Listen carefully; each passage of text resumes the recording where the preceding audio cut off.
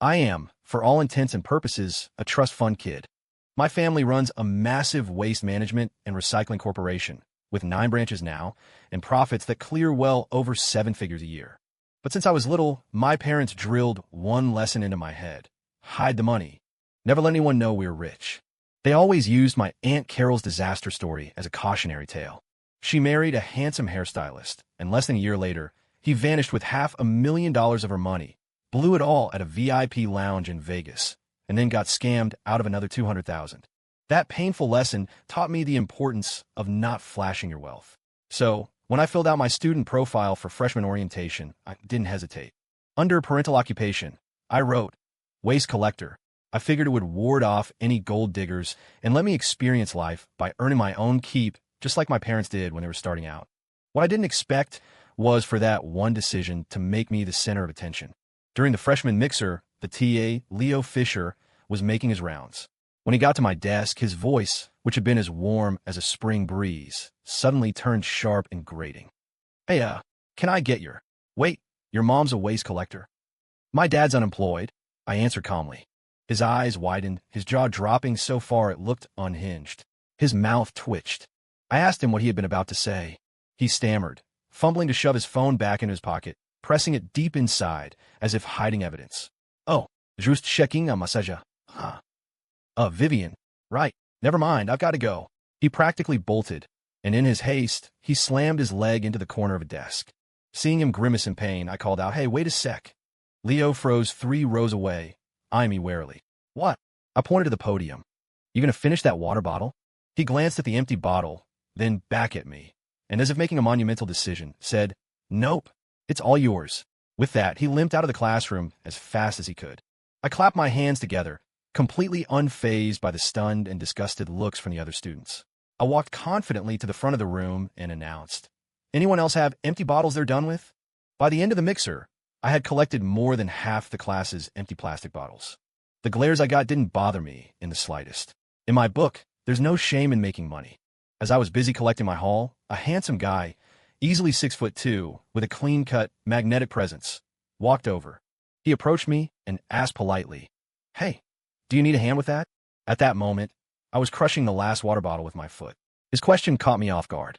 I looked up at him, then down at the plastic in my hand. Me? You want this one? He shyly held out his own empty bottle. I looked at his handsome, boyish face, then at the bottle he was offering. I nodded vigorously. Yes. Thanks. Got any more? I pushed my luck, adding, the more the better. Wait here, he said, and then took off. A few minutes later, he actually came back, carrying a huge trash bag full of plastic bottles. He'd collected them from everyone in his dorm.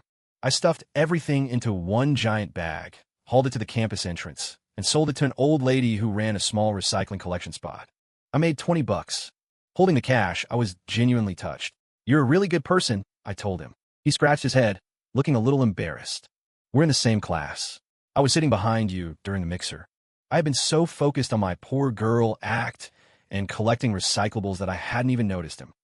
To thank him, I immediately offered to buy him an ice cream cone from Dairy Queen.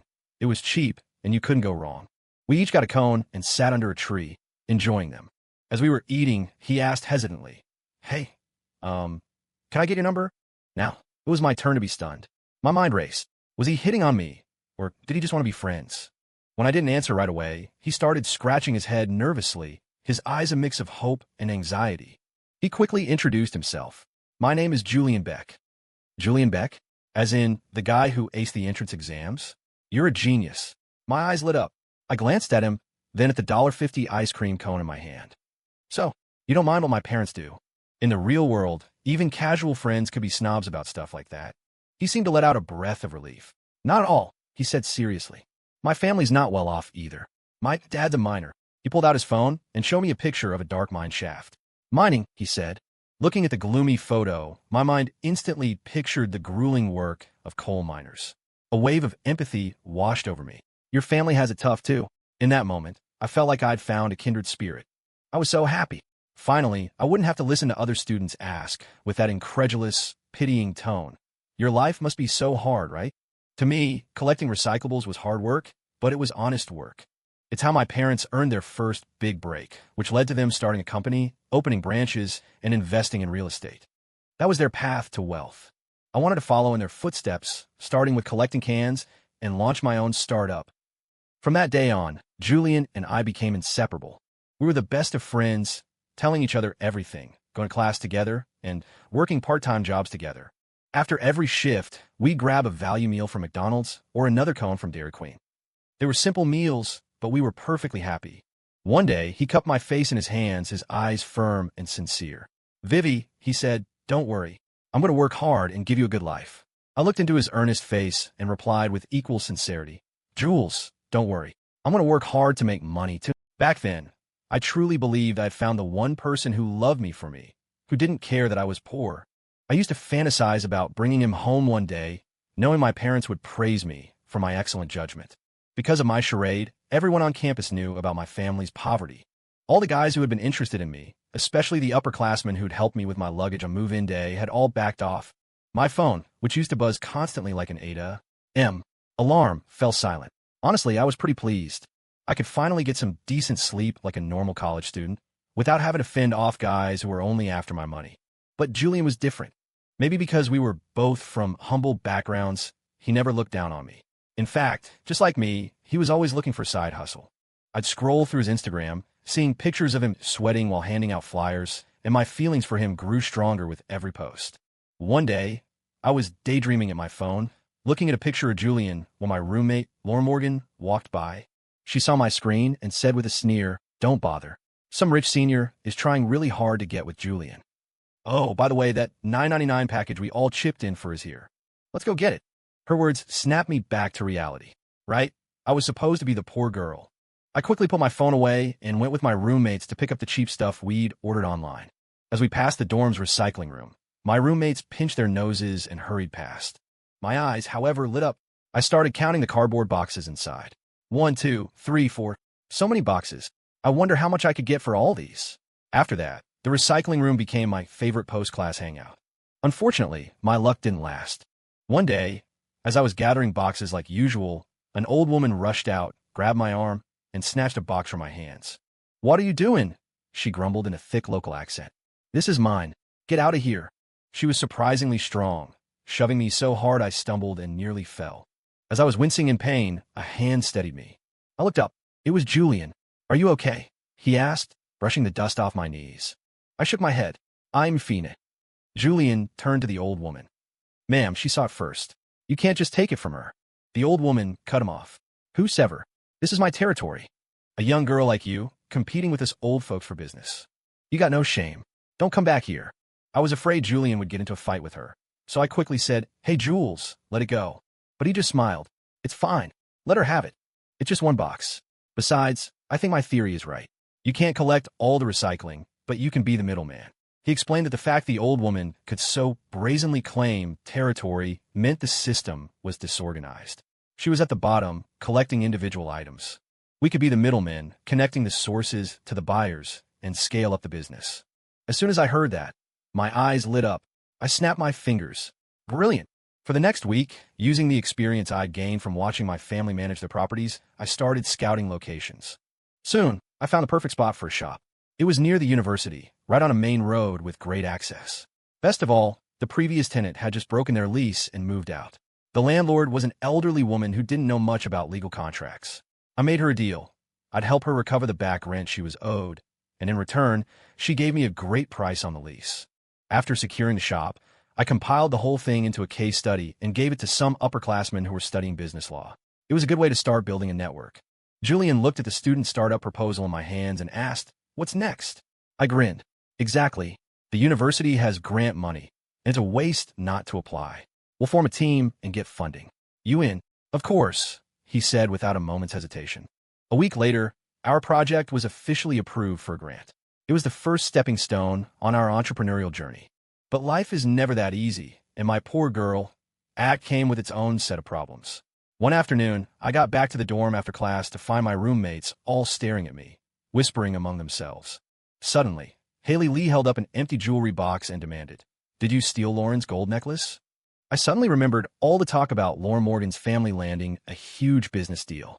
Just last week, she bought a new bow-shaped necklace from K Jewelers.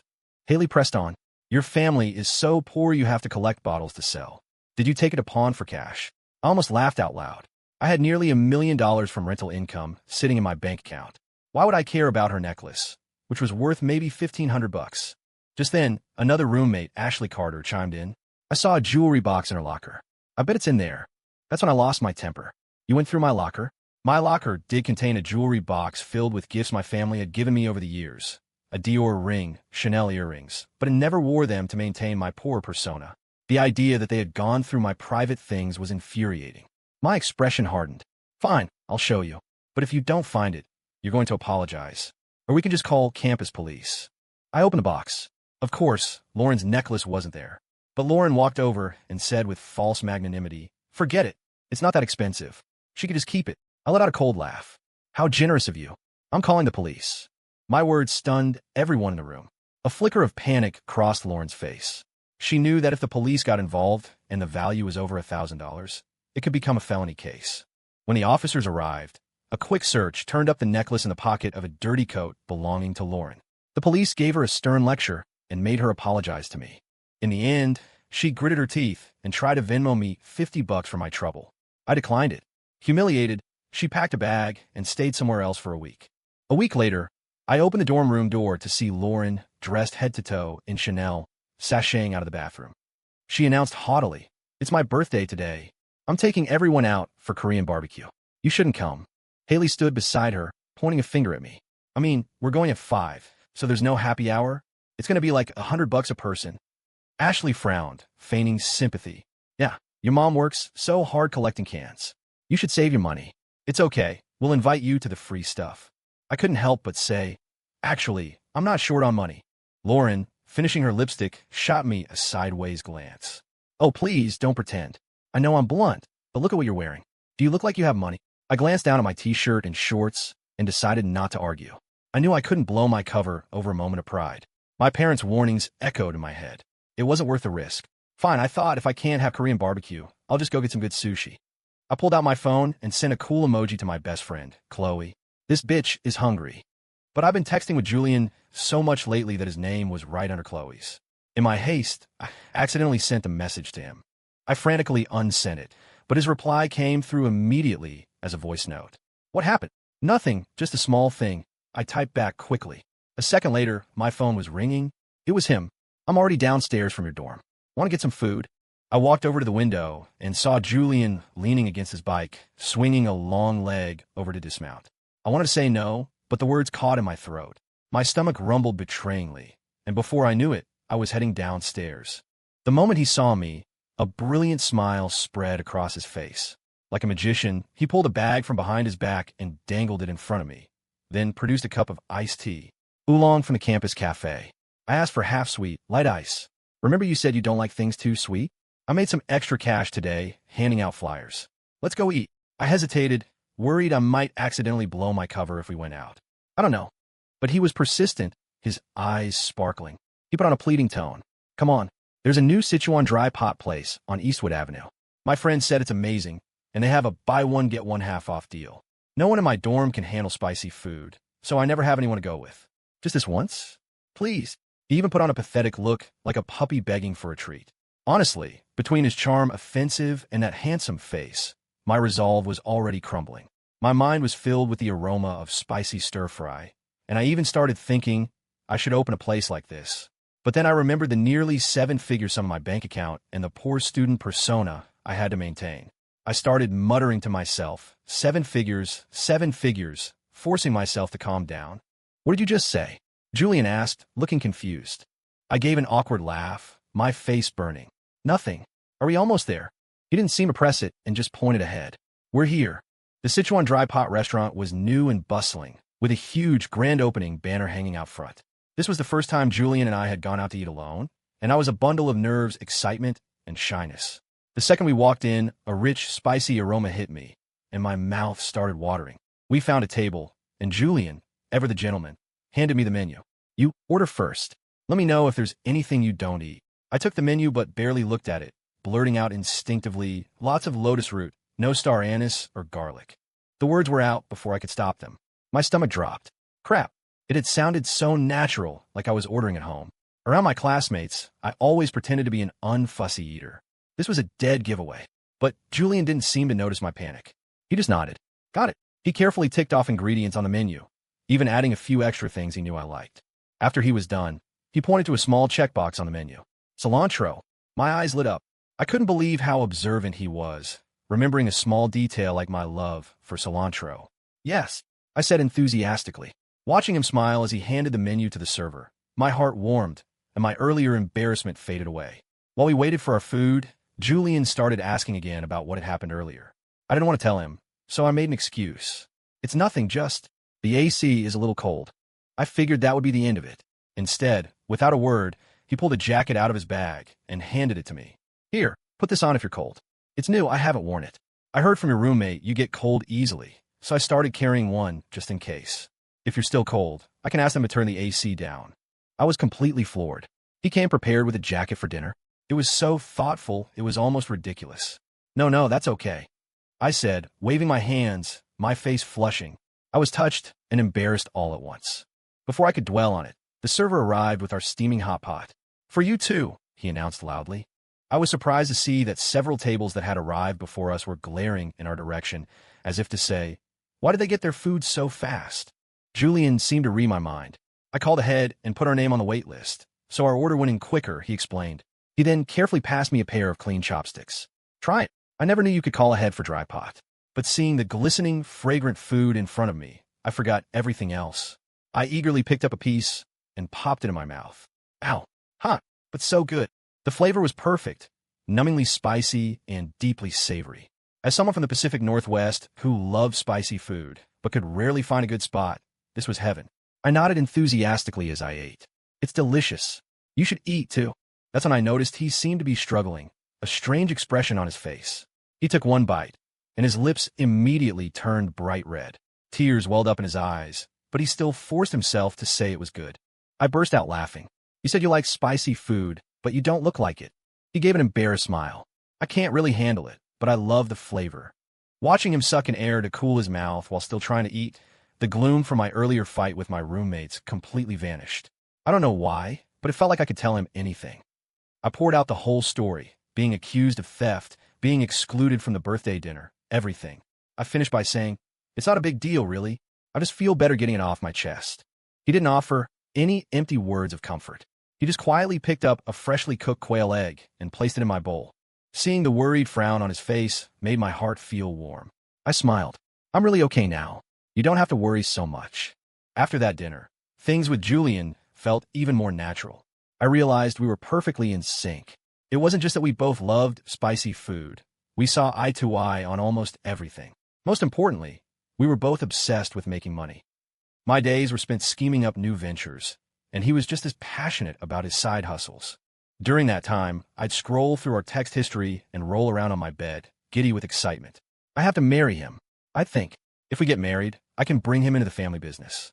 He's handsome, smart, and driven, the perfect son-in-law.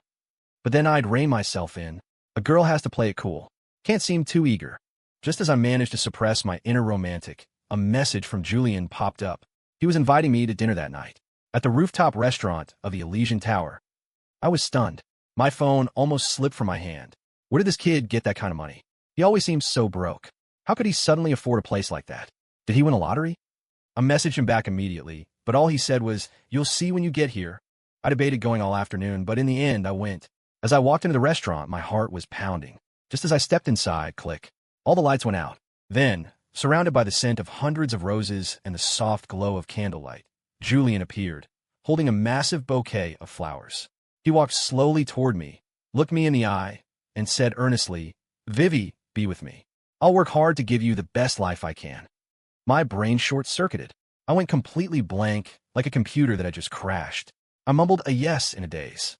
A moment later, reality came rushing back, and I felt a wave of embarrassment. This guy's confession was as dramatic as a marriage proposal. He'd booked out the entire restaurant. How much did that cost? The more I thought about it, the more worried I got. I was scared he'd done something stupid just to impress me.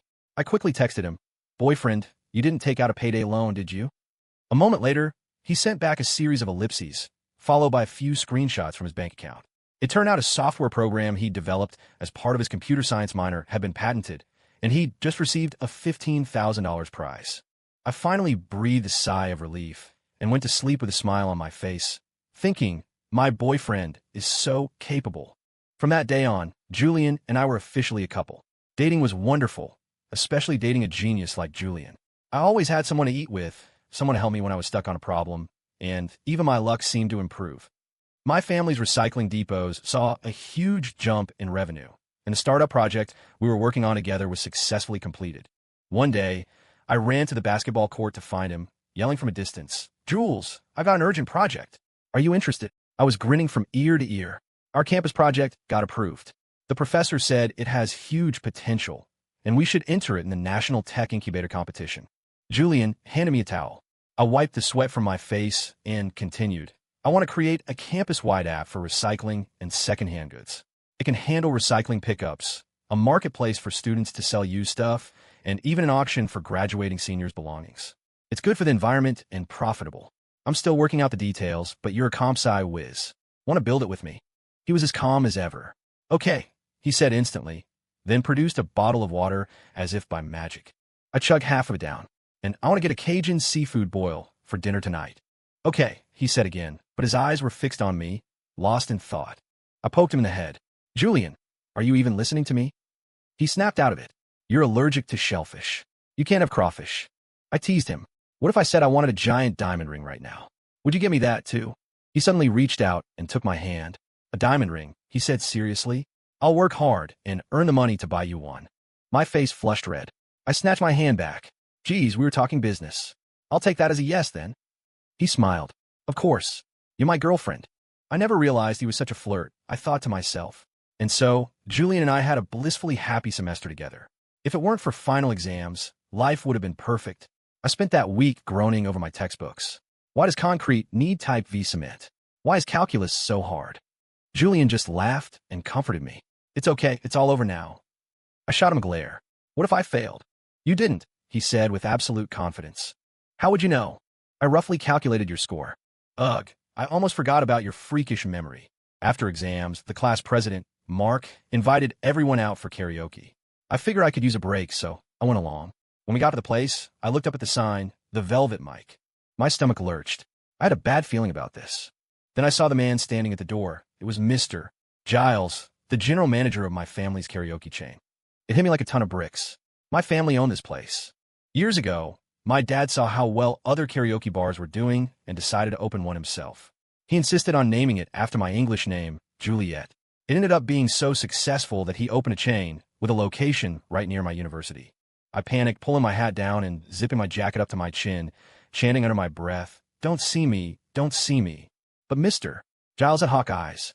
The moment he spotted me, he started to call out a greeting. I stomped on his foot before he could get a word out.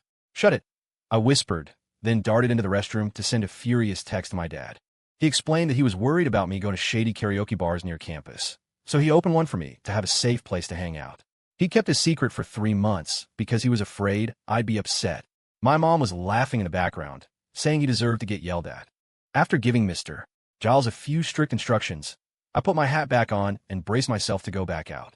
The first thing I heard was Mark on stage, shouting, "All right, everyone, drinks are on me tonight." But I couldn't relax all evening. I was secretly texting Mr. Giles, telling him not to comp our bill and not to blow my cover, while also fending off his constant questions. He kept bringing over fruit platters and asking if Julian was my boyfriend. I was so nervous my palms were sweating, terrified Julian would figure something out. When I finally looked around, Julian was gone. Just then, Lauren's 2 followers came over to apologize for the necklace incident. I was still processing their sudden change of heart when Mark stormed back into the room, fuming. I said I was paying. Who covered the bill? Mr.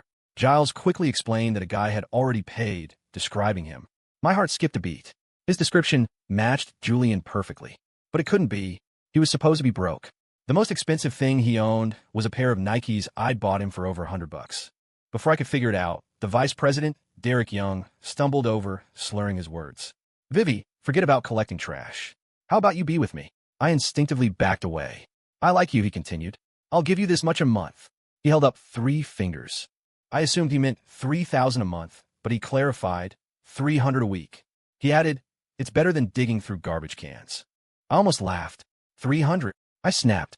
No benefits, no weekends off, no health insurance.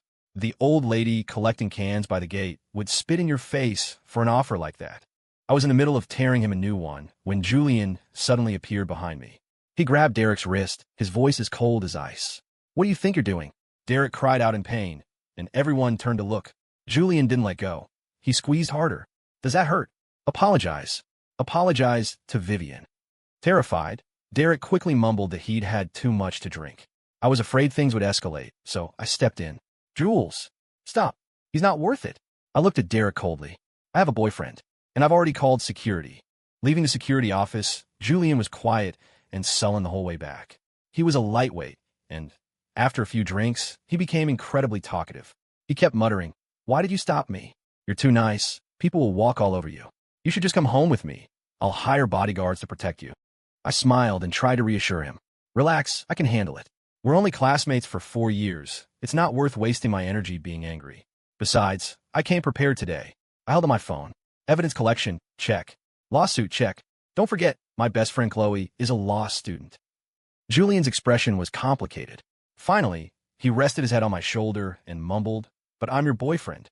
If there's a next time, I'm going to punch him." I was touched and amused. The guy really couldn't hold his liquor.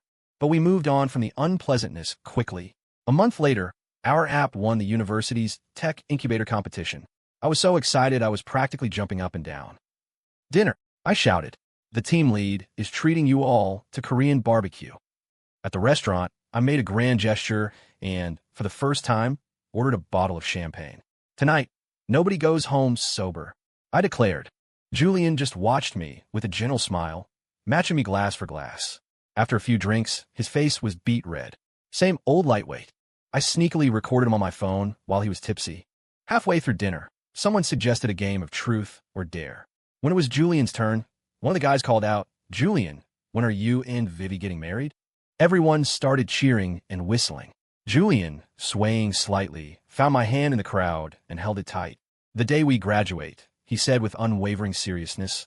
"I'm going to marry her." People scrambled to take pictures. In that moment, my heart felt like it was overflowing with honey. Time flew by, and before I knew it, Julian and I had been together for almost 4 years. In that time, we worked hard together. He reported the class president for harassing me, and both our academic and business ventures flourished. Graduation was just around the corner. I was finally ready to bring my boyfriend home, reveal my true identity, and lock down this brilliant, hard-working, and down-to-earth guy as my future husband. On graduation day, I pulled out my long and used black card and treated myself to a head-to-toe rich girl makeover.